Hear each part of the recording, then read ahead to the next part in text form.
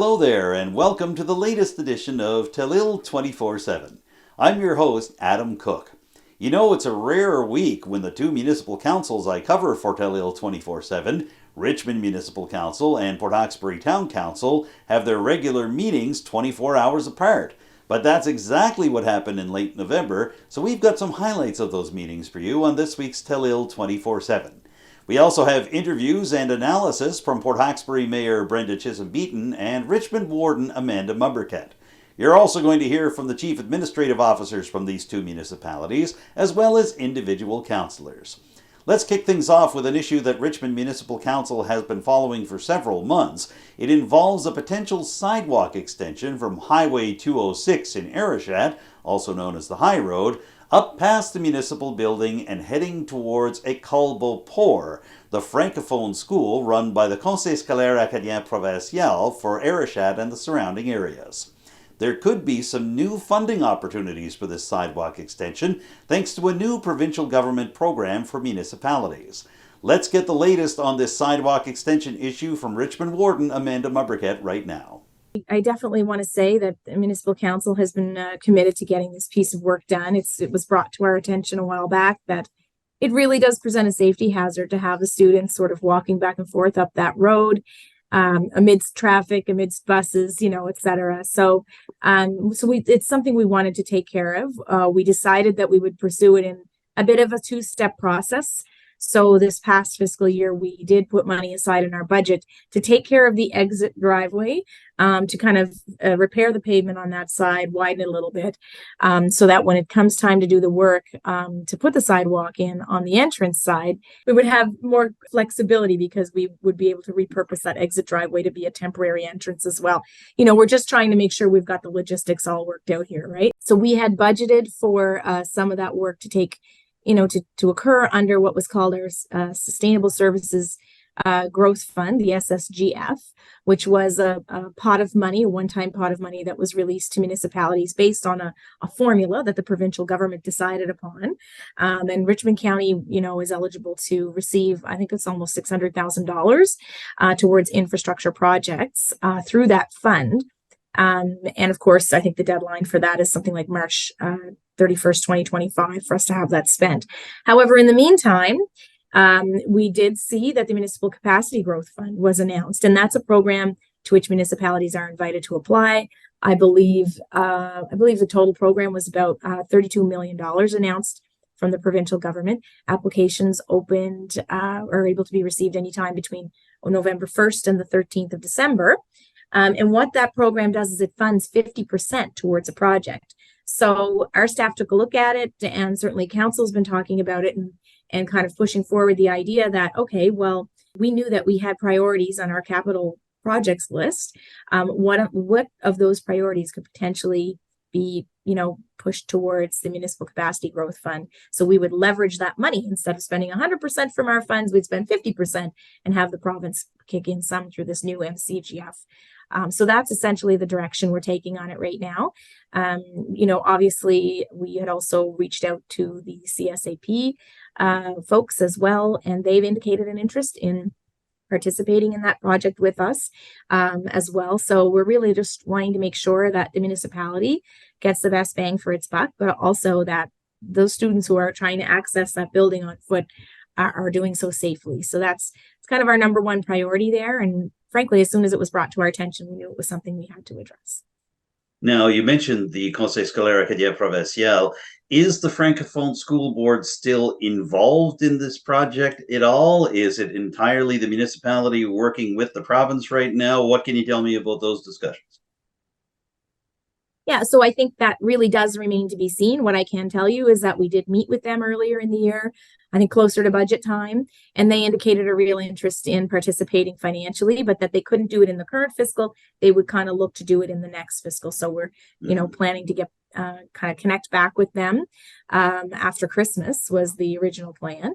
And I mean, more is the better if we can go to them saying, we also have some provincial contribution, right? So we're doing our best to kind of lighten the load for everybody involved, but also to get the project done, in the coming year for sure. Now, you'd mentioned that money had been set aside, and during the course of the council meeting, Deputy Warden Sean Sampson put the estimate for the money that's been set aside already for the sidewalk extension at $244,000. Yeah. Is that figure accurate? And as was suggested at last night's meeting, if the new Municipal Capital Growth Fund can come up with the funds to see the sidewalk extension completed in conjunction with the municipality, could those funds, that $244,000, be opened up for use for other projects, either on the capital plan or just other projects around the municipality? That's exactly right, Adam. So yes, the original estimate that we had got for that project to be completed was 243,000 and change, so close to that 244 that the deputy warden mentioned. However, when our staff, kind of brought forward the memo looking for approval to apply for the municipal capacity grant money, what they did very appropriately was that they added a 10% contingency, because as we know, as the months pass, in less than a year, costs are changing, and they're not going down, they are going up. So they've added a little bit of a cushion there for us to anticipate that, bids when we retender them may come in a little bit higher. So it was good that we had that information as the baseline, but we're looking to essentially to kind of put a contingency on that, so that on top of it, so that we're prepared if the bids come in a little higher, we can still make a decision to move forward. And hopefully, when, through the MCGF monies, we would have 50% of it covered by the province, and then the 50% remaining to come out of the SSGF. With the new municipal capital growth program, we reviewed our capital projects that are on the list approved by council from budget, the ones that would apply, and we need a motion from council to go with our application so we can hit the December 13th deadline. And we had we had previously allocated these to come out of another grant, so that will open that up for us to have further discussions at budget time to see how we want to reallocate that. There are lots of projects that the municipality has ready to go. Everything from water and sewer projects to, other types of infrastructure.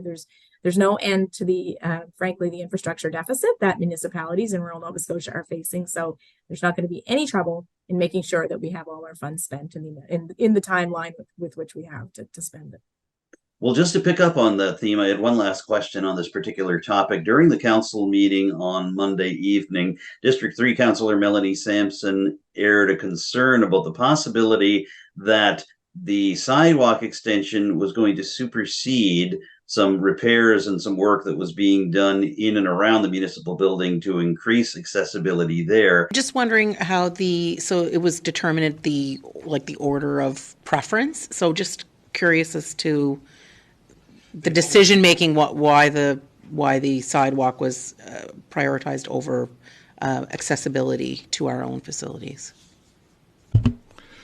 They just asked us to pick one, and I don't think, if they right in their application they said if you have multiple projects you have to prioritize in case we only get one. So considering what we went through last year with trying to get the driveway and sidewalk and everything done here, we put that one to the top of the list. And there are still other grant avenues that we can use for accessibility as well. What can you tell me about trying to get this particular project at the municipal building done while still trying to take care of the sidewalk extension? Yeah, so, like I said, these are priorities that we had in our capital plan. And it's funny, Adam, it's, the safety of students accessing a school versus accessibility upgrades to buildings so that people can fully participate as citizens in their local government. It's really, sometimes prioritizing these things can be really, really difficult. I can tell you that the municipality is committed to doing both. And we did that frankly, when we passed our capital plan this past June. The point right now is that there's an opportunity to leverage those funds through a new program. So maybe we could make our dollars stretch further. So, I think you'll see both.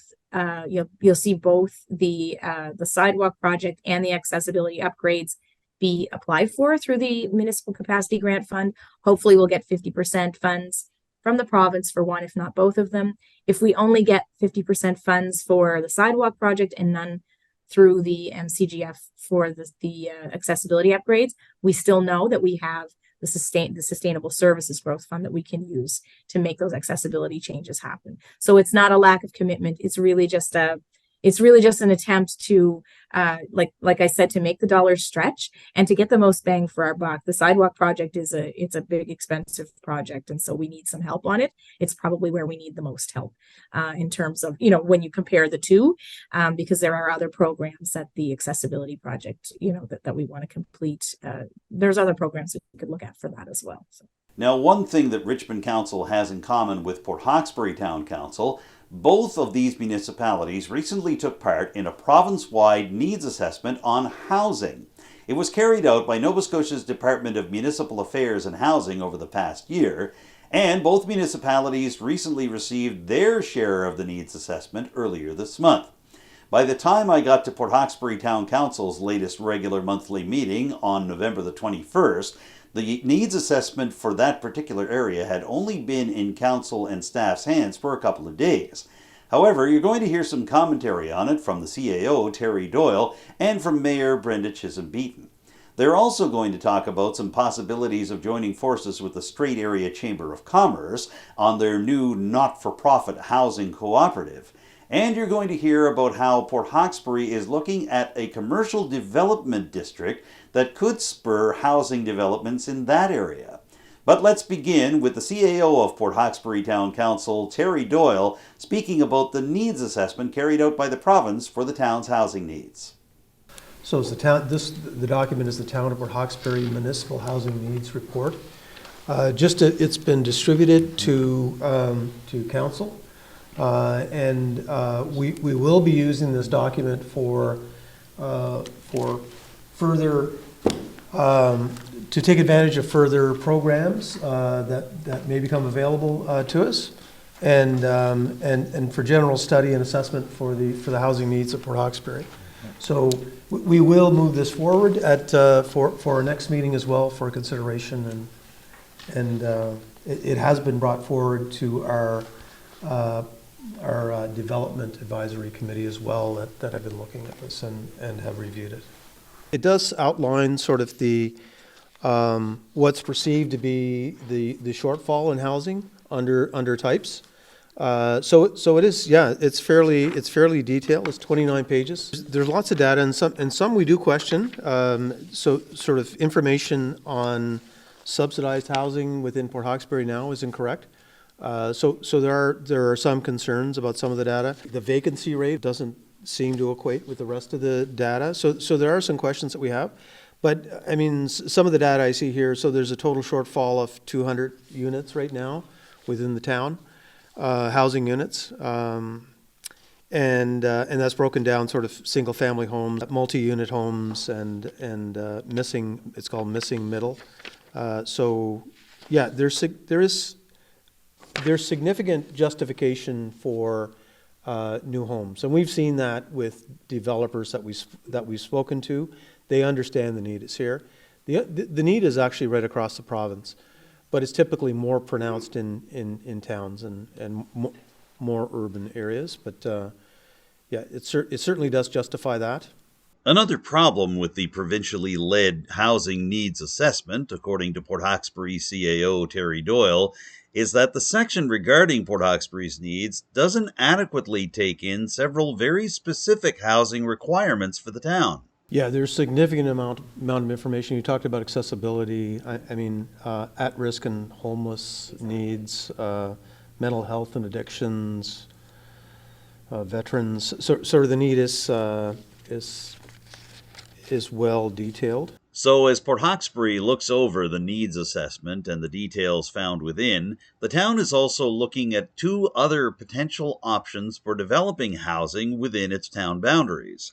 For example, earlier this fall, the president of the Strait Area Chamber of Commerce, John Willett, appeared at a special council meeting to discuss a not-for-profit housing cooperative that the chamber has set up over the past few months. Here's Port Hawkesbury Mayor Brenda Chisholm-Beaton with her thoughts on how the town could participate in this conversation with the chamber. Certainly in, this term for council, as well as in our prior most immediate term prior to that.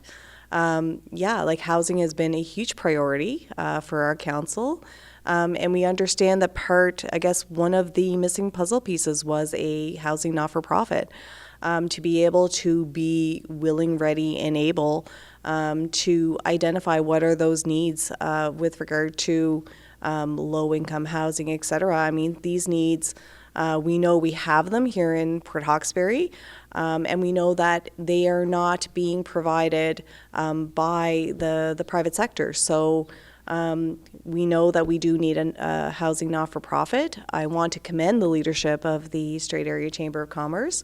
They are listening to their members. They are hearing that the number one reason why many businesses across the spectrum here in the Strait are facing labor shortages is also directly tied to the shortage of housing units. So if we were to have more housing units within the Strait area, it would definitely kind of ease some of that struggle around retaining and recruiting new workforce to all of the small and medium-sized businesses to industry here in the Strait area. So again, I commend the Strait Area Chamber of Commerce for identifying that, listening to their members, and also the willingness to work with both the town of Port Hawkesbury as well as Richmond County, and to look at, how can we bridge this gap? How can we work together? And having, that opportunity, obviously, at our last meeting, council was very receptive to working with the chamber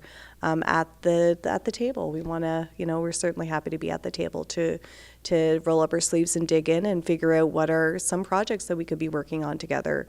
We do feel like there are some projects that are low-hanging fruit and things that we can potentially look at as initial projects.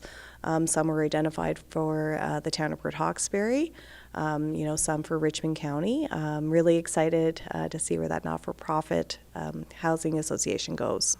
In the meantime, Port Hawkesbury Town Council is also looking at developing a new commercial development zone that would impact certain businesses within the town, as well as sparking new economic development. However, at the same time, the mayor and council are hoping that the development of this new zone could help spur on new housing development, especially if the provincial government comes on board with certain provisions. First and foremost, having a commercial development zone is to spur on economic development. So right now, what would be included in a development zone would be commercial developments, would be mixed-use developments, noting that should mixed-use developments have a residential component, under the current regulatory model or a legislative model, with the province, that we wouldn't be able to offer any tax incentives to the residential portion of that mixed-use project. But what council would like to see considered potentially would be, could this commercial zone be also used as an economic driver to spur on housing developments, particularly high-density housing developments. So that is definitely the hope of this council. But of course, that doesn't negate the fact that we will be moving forward with a commercial development zone. In the future, it would be great to be able to use this as a development or an incentive to attract developers who are interested in mixed use for a residential component of high density housing, or high density housing projects as a singular project. If the town succeeds in setting up a new commercial development zone in Port Hawkesbury, it's investigating the possibility of offering tax rebates of up to 50% to businesses that could be impacted by the arrival of the new zone. While this isn't something that's common to Port Hawkesbury, Mayor Chisholm-Beaton suggests there are precedents for these types of commercial tax rebates in other parts of Nova Scotia.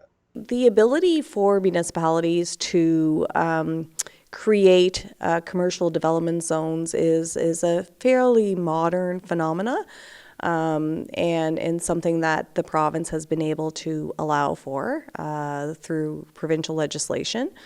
So that does enable municipalities to identify commercial development zones. What would be out of the ordinary in terms of legislation would be incorporating housing as an incentive for commercial development zones. So this is a little bit of thinking outside the box. I can't really speak to any other municipalities who may like to use a commercial development zone to also accommodate or spur on economic development for high density housing. However, I think it's going to start a conversation. We do have a province currently that has prioritized housing. They see the need all across the province from shore to shore to shore. So we're hoping we'll have a receptive audience with the province to consider amending the legislation to allow for the inclusion of high density housing in such a zone as we're proposing. With this in mind, Port Hawkesbury Town Council has voted to once again contact the provincial government to ensure that their new commercial development district can include provisions for housing development. However, this wasn't a unanimous vote. Councillor Hughie McDougall suggested that because the municipality had already been in touch with the provincial government earlier in the fall, that there wasn't the need for follow-up correspondence on the exact same subject. However, the mayor feels that a recent announcement about federal funding for green hydrogen development in the Strait area has changed the game in terms of requiring new housing for Port Hawkesbury and the surrounding area. Since the time that the letter was originally sent to the province, we've had the wonderful announcement, on behalf of Everwind Fuels and the federal government. We know that in the very near future, we're going to be looking at new job development in the thousands. That's more information than we had before we sent that letter. It definitely demonstrates that the need for housing is going to receive even more pressure than originally thought, in terms of the people who want to be here now, the people who will come to our region and to the town of Port Hawkesbury. We want to make sure that we are going to be able to be full participants in the province's commitment to double the population. And, how can the town of Port Hawkesbury participate? How can we think outside the box and be innovative in figuring out a strategy for increasing our housing stock? So I guess more and more municipalities are becoming involved in things that traditionally we might not have been involved in the past. So I think municipalities are always going to be looking at, creative ways to meet the needs of the people that we serve. We are the government of proximity, in terms of the other orders of government. So, so hopefully, based on the council decision this evening, I'm happy to correspond with our MLA and also with Minister John Lohr, just to, reiterate our council position and to have them fully consider the possibility of including high-density housing in commercial development zones. Now, Port Hawkesbury isn't the only Strait area municipal unit using creative ways to try to deal with the local housing situation. Over in Richmond County, some amendments have been passed to the Isle-Madame Municipal Planning Strategy and Land Use Bylaw, and these amendments are designed to help people who own recreational vehicles and small-scale campgrounds use these facilities as housing solutions for the short term. Here's Warden Amanda Mombourquette explaining how the amendments would work and how this particular housing situation is not just limited to Isle-Madame, but is in fact found in different parts of Richmond County. There's obviously a couple of factors at play here. And I mean, some time ago, we have been working on the policy related to RVs being kind of more stationary in nature in the county. We've been working on that for some time now. And it really began because we had started to receive some complaints about, multiple RVs being on a particular property in the Isle-Madame planning area. And frankly, the policy that we have in place right now does not allow for that. It allows for one. And so, rather than kind of saying, okay, no, you have to move your campers, blah, blah, blah. It, at the end of the day, we understand that there's a certain quality of life that people come to expect of living in rural Nova Scotia, and we want to protect that. We, it's a balancing act because you have also, I'm sure, homeowners who invest heavily in their properties where they have, permanent housing structures, and then you maybe have competing interests to folks who have RVs who are interested in that sort of outdoor experience, especially, of course, in the summertime, and campfires by the water, and all the stuff all the reasons we like to live in Nova Scotia, right? So we're trying to balance those interests, but also to make sure that people are, frankly, in compliance with the bylaws. There's really no point in a municipality having a bylaw in place if it's not something that we are willing to enforce. And so this was the journey we embarked on some time ago. And so, essentially what we've landed on, is we tried to find a bit of a happy medium so that if you have between 2 and 5 campers on your property, RVs of some sort, then there's a development permit process. It's a really short process that would have to occur. Beyond 5 RVs, you would have to apply for more of a development agreement, which is a little bit more of an onerous process. But of course, you're getting into kind of, larger scale kind of crowding, right? So that's the direction the council went in. We had, I will say, some really great feedback from the public, like some of the details, right, around, what state the RVs would, kind of have to adopt, like, so skirting around the bottom, lighting, window coverings, et cetera, et cetera. We addressed those concerns after hearing them in both, I think it was a public hearing, but also like concerns that came up through conversations with councillors and, and people coming to our municipal council meetings to express those concerns. I guess to our estimation, it looks like all those concerns were addressed. So we did go ahead and move forward with the second reading last night. And in terms of the seasonal kind of dwellings, obviously our community is like every other. There's a housing crisis in this community, and if there's a way that seasonal primary dwellings or accessory dwellings can help to ease that, we wanted to provide some room to let that happen. So that really is what the bylaw came down to. I will say, probably not everyone is going to be happy with this, with these changes. And I'm sure maybe nobody, in some cases, I don't know, they say a good negotiation is everybody walks away a little disgruntled, but, we've done our best to try to find that balance. We're going to see how it goes. If changes need to be made, then changes can be made. Bylaws are policy that can be changed over time, and frankly, should probably be changed over time based on the changes that occur in a community and the lessons that you learn as you go ahead and implement, right? So I'd encourage people to kind of let us know if they think that we hit the mark, if they think that we didn't. This is how we're going to proceed for the time being. And there are some properties, I will say, that are going to be grandfathered in.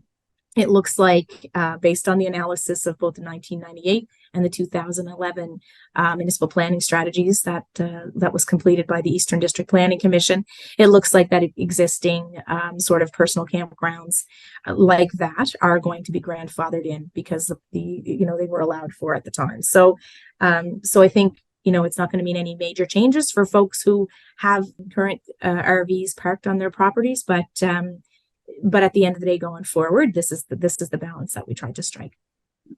Now, I'm just wondering, obviously, we're not looking for you or any other member of council to be pointing fingers at individual property owners, but were there parts of Isle Madame and communities in Isle Madame where this seemed to be happening more frequently that you know of? And beyond that, do you see this as potentially happening in other parts of the county as well?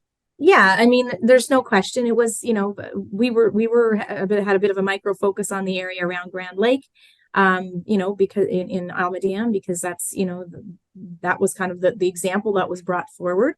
But, as our conversations evolved with folks who have an interest in that region, they were pointing to other areas of the county, like, out towards Johnstown and other areas around the Bredor Lake. So this happens everywhere.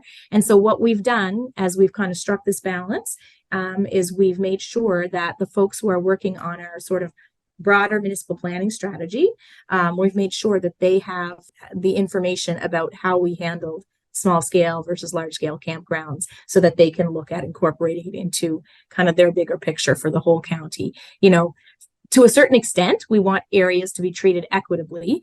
That being said, sometimes there are extenuating circumstances, such as watersheds or whatever, that may cause us to treat one area differently than another. But, we have asked them to use that as a resource document. Our goal really is to get as much consistency as possible across the county into our planning documents.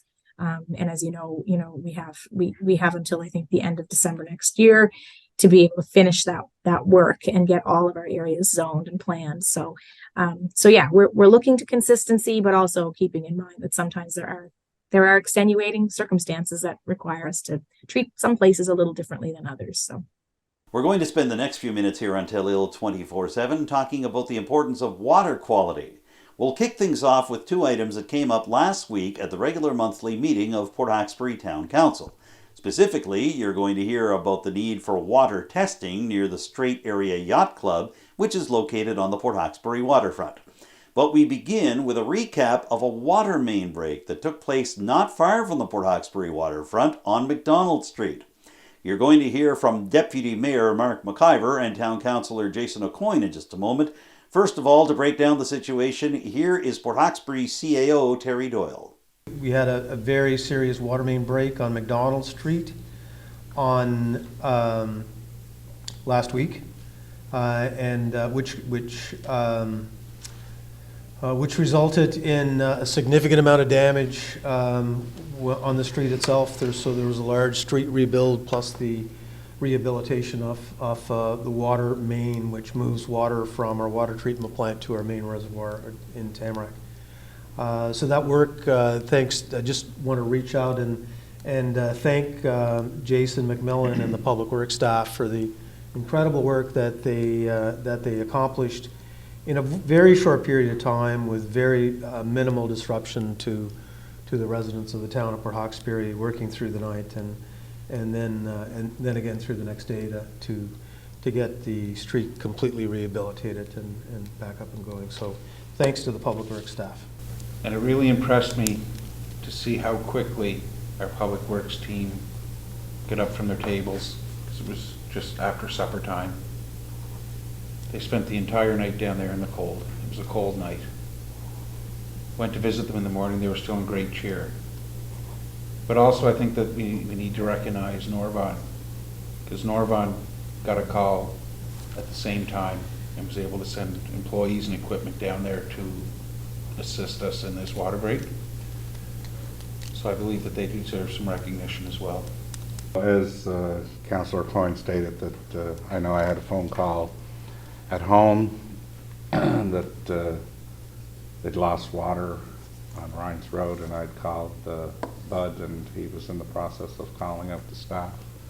So they acted very quickly. It was well executed. With the water main issue on McDonald Street now settled, Port Hawkesbury Town Council turned its attention to a water issue of a different sort, specifically water quality and testing near the Strait Area Yacht Club on the Port Hawkesbury waterfront.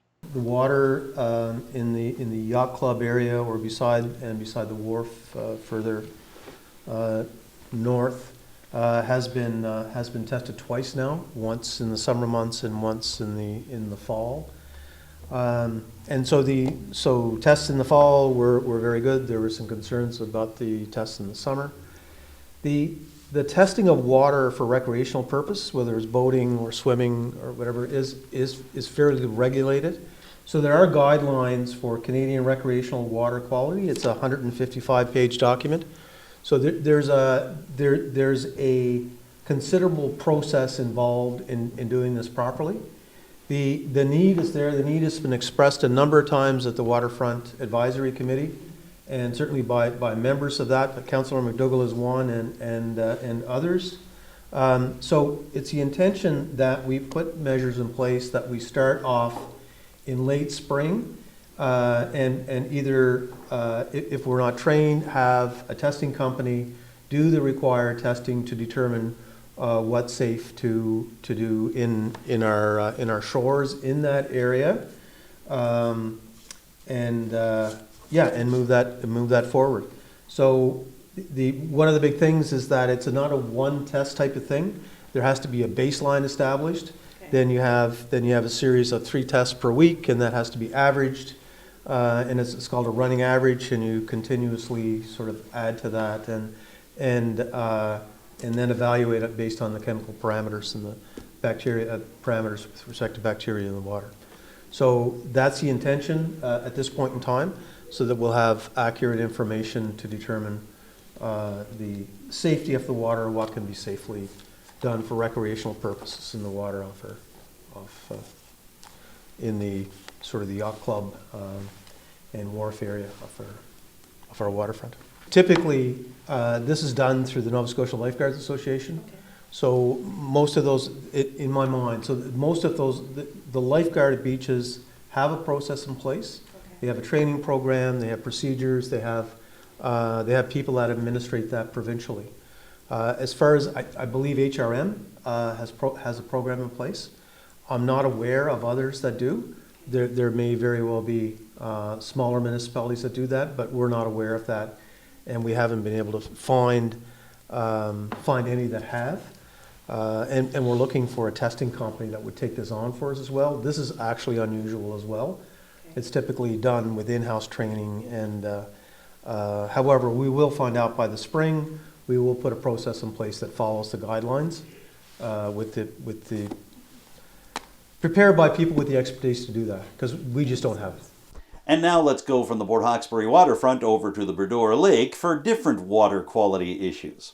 Earlier this month, the Member 2 Trade and Convention Centre held a conference that attracted hundreds of people from across North America to examine the concept of two-eyed seeing when it comes to stewardship of the Bredor Lake and its watershed.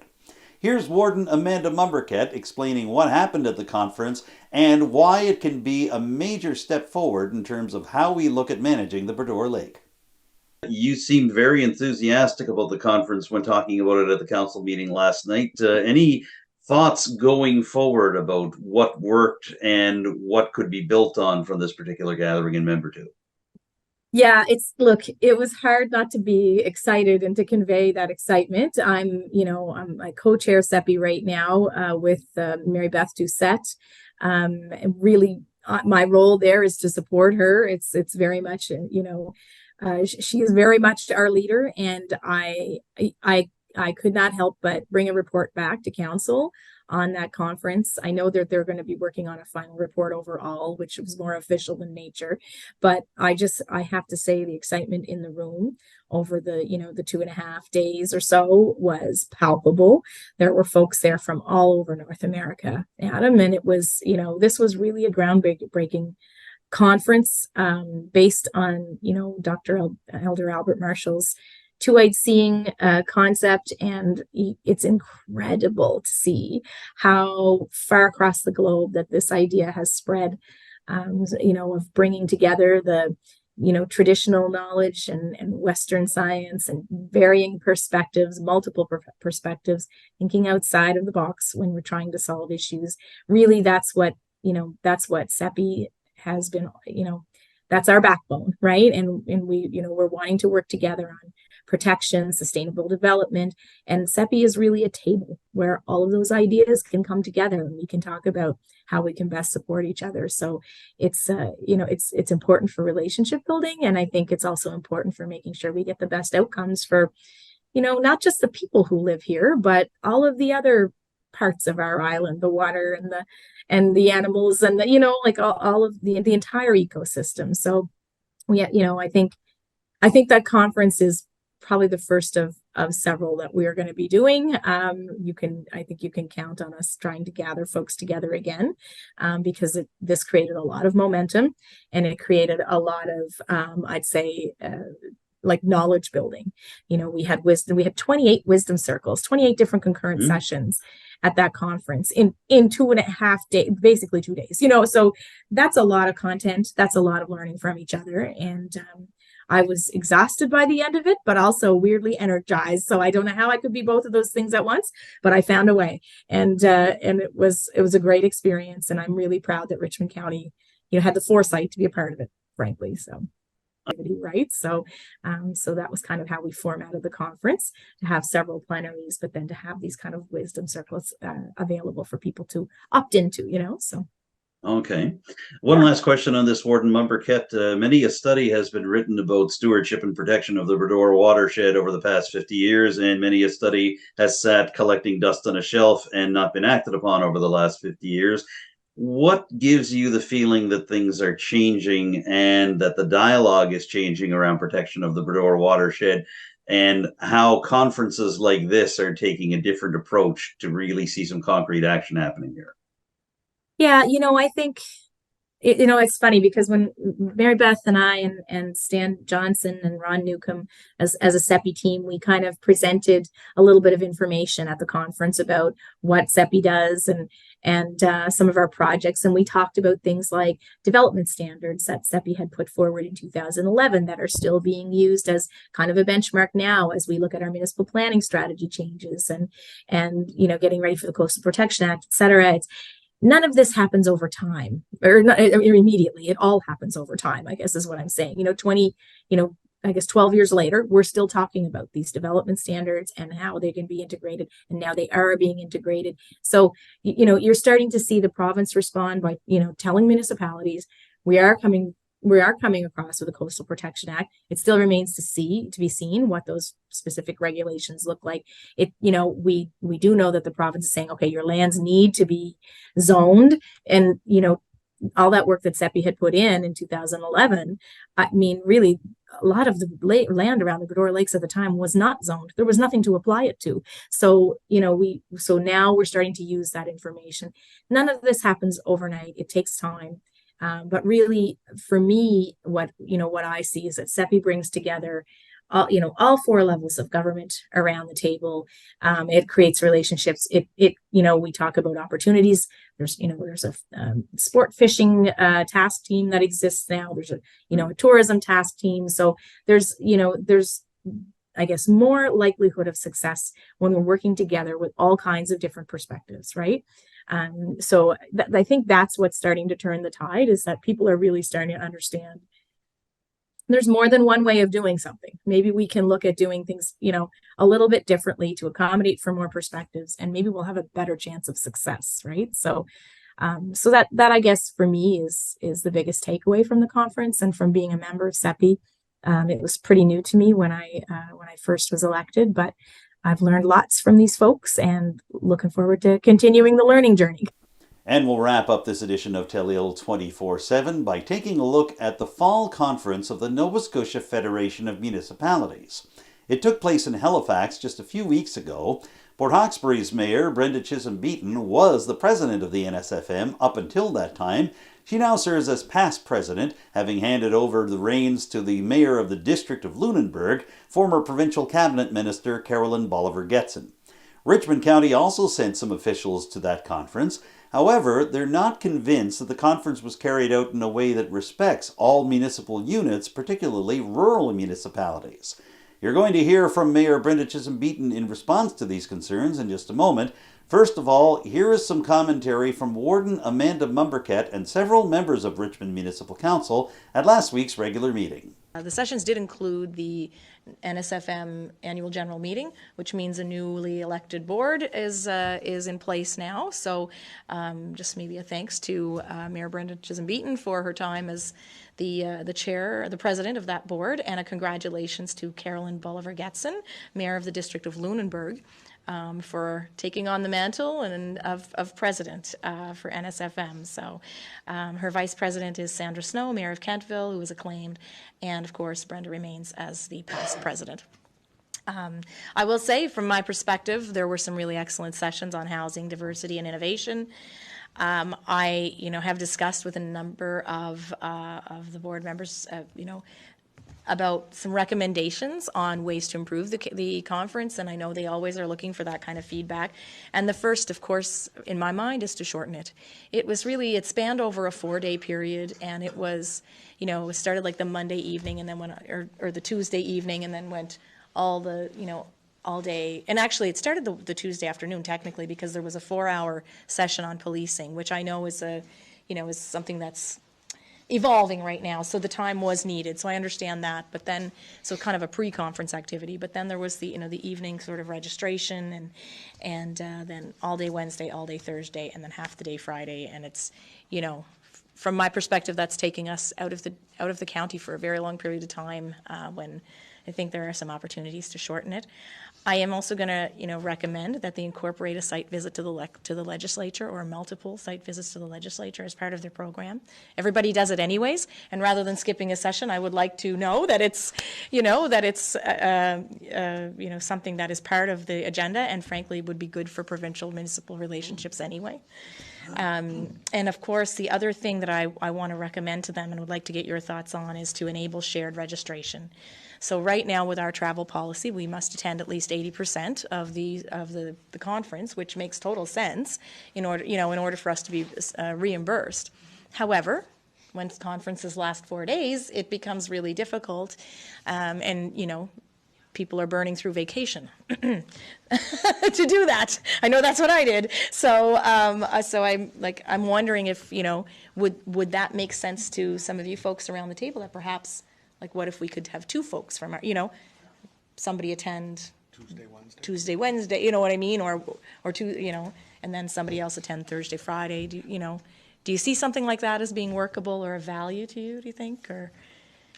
I don't want to push it forward if it's... Madam Chair, if I may, I was just talking to one of our partners here in Cape Breton, and with the CEPI conference last week, they did exactly that for the members of their staff.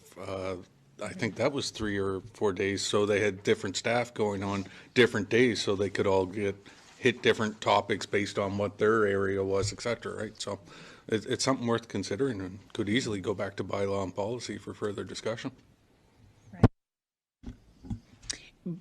It could go to bylaw policy, but right now, currently, the way the registration works is you register for the whole conference, as opposed to saying, you'd go for a couple of days, I'd go for a couple of days. I know, I agree, especially when you have, oftentimes in council, people who have day jobs as well, that it's really difficult to get that time.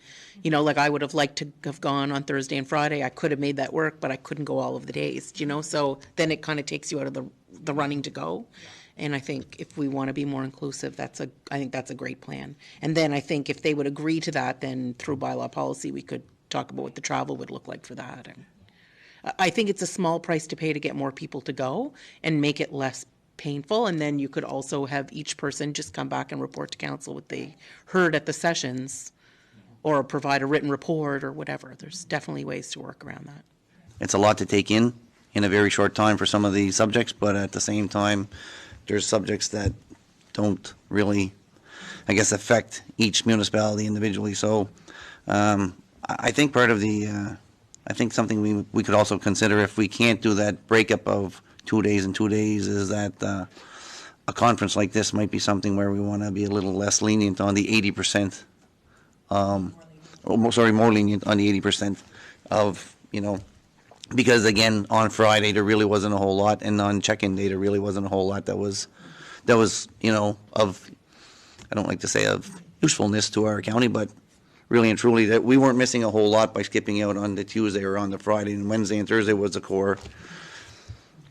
So I guess on something that I think just on something that long, on an event that spreads over 4 days, then we may want to. Sure. So let's hear from NSFM then, and then go from there. I could be wrong, but I feel like FCM conferences run right into the weekend, do they not sometimes? Like they'll run Thursday to Sunday or something like that, which might help some people with taking less vacation time, right? Like these are always during the week, and I think we all agree it creates an impediment for those working during the week. Whereas if you had something that was, instead of Friday, it was Sunday, and you could back it up a couple of days or move it forward a couple of days, it would require taking less time off of work. It may be more accessible for more people.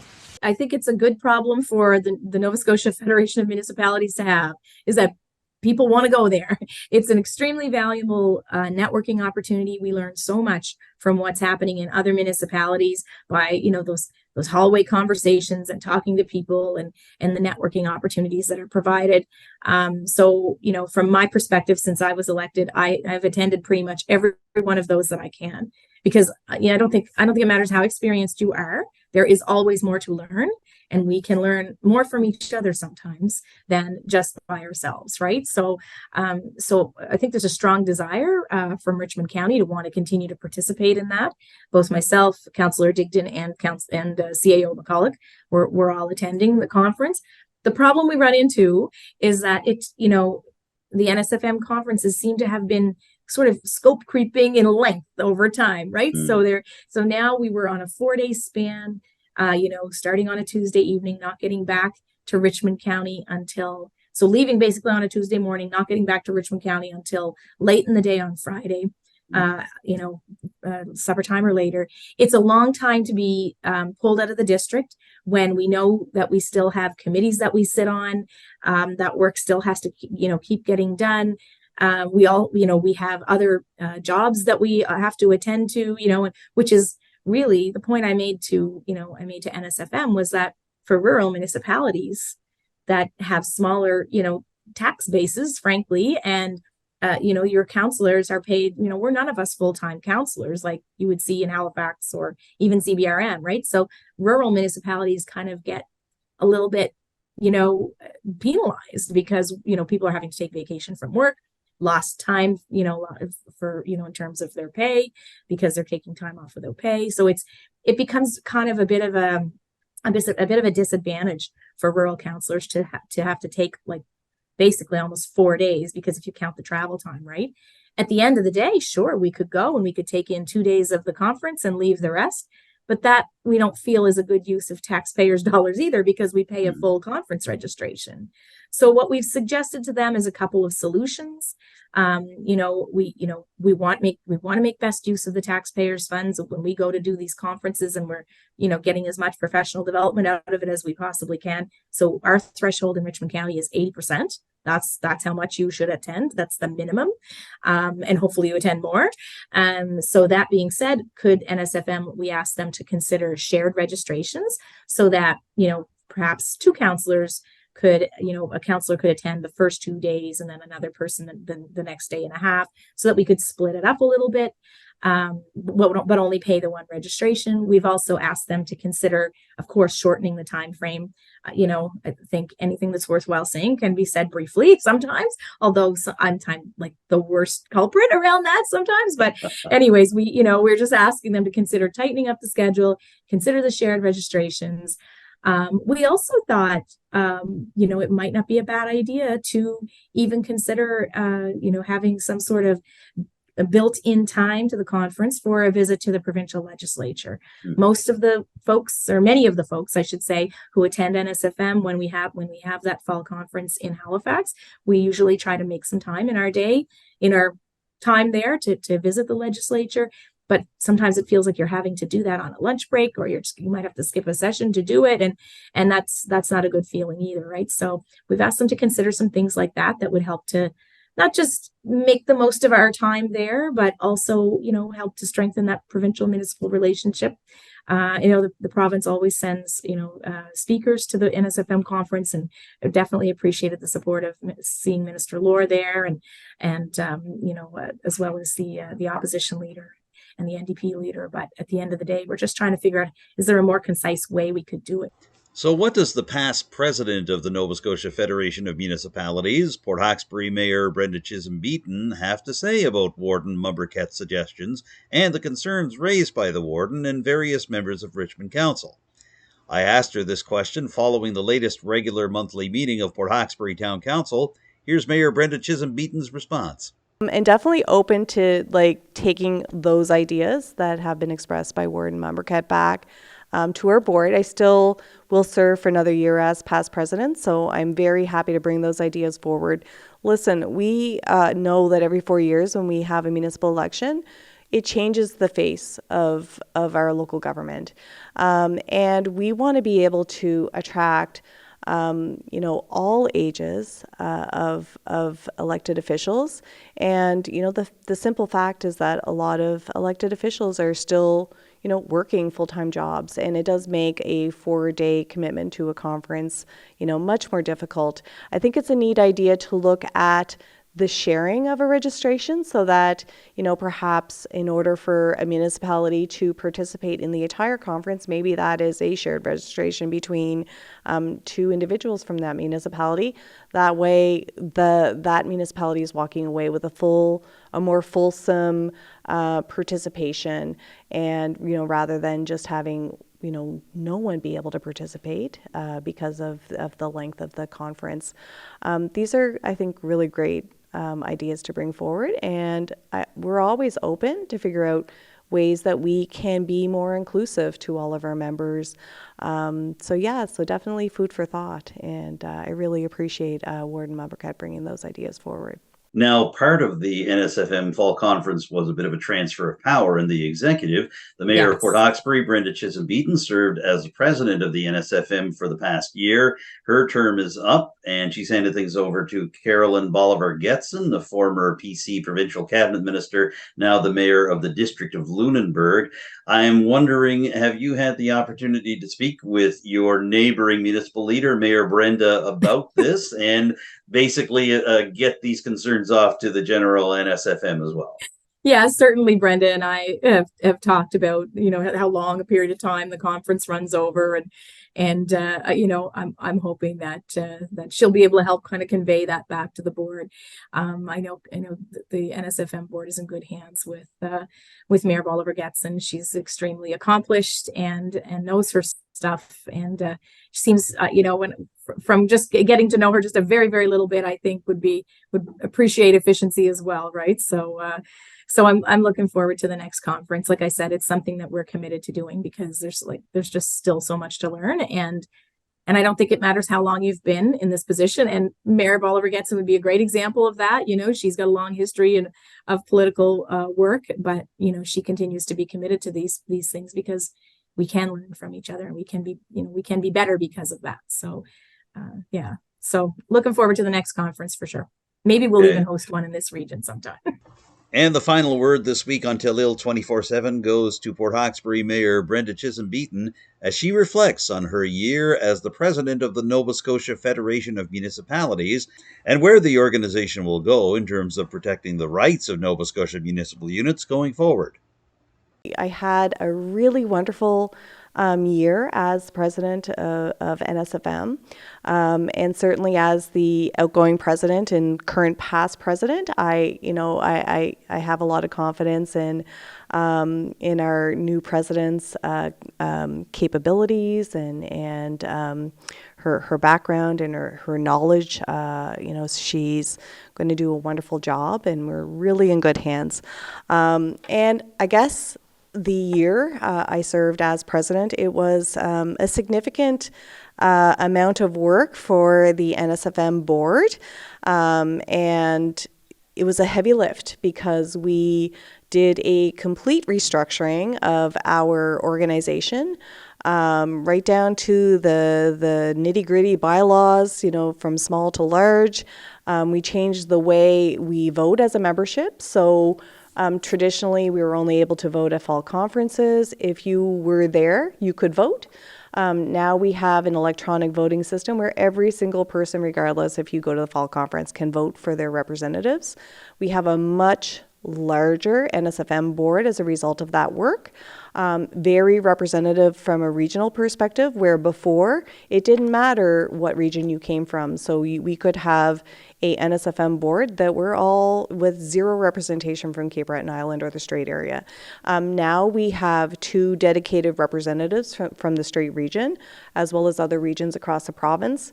We still have our president and vice president that are voted at large, and I think it'll be a much bigger board, but a better board, which is much more representative of all of our membership from shore to shore to shore, which is, I think, very positive.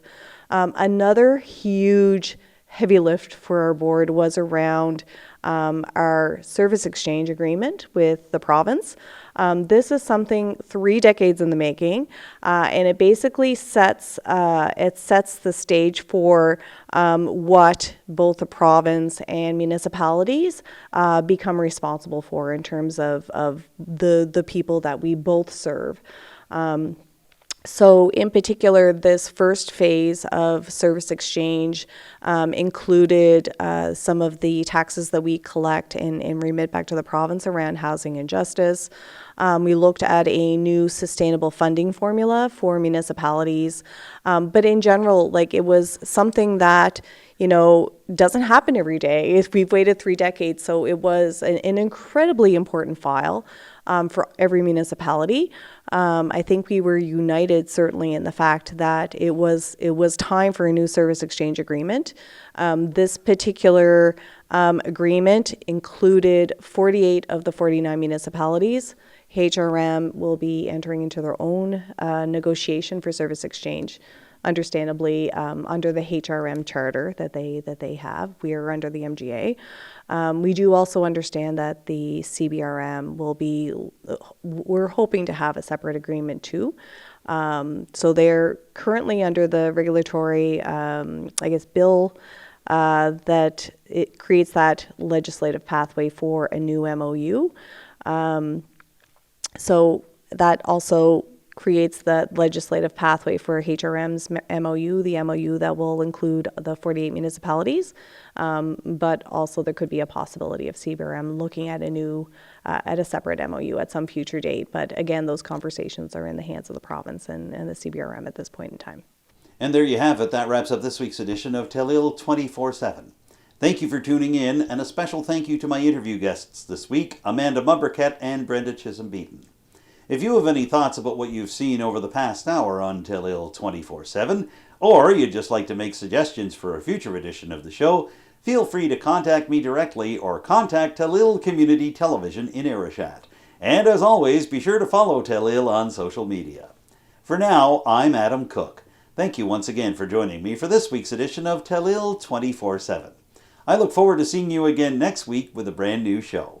Bye for now.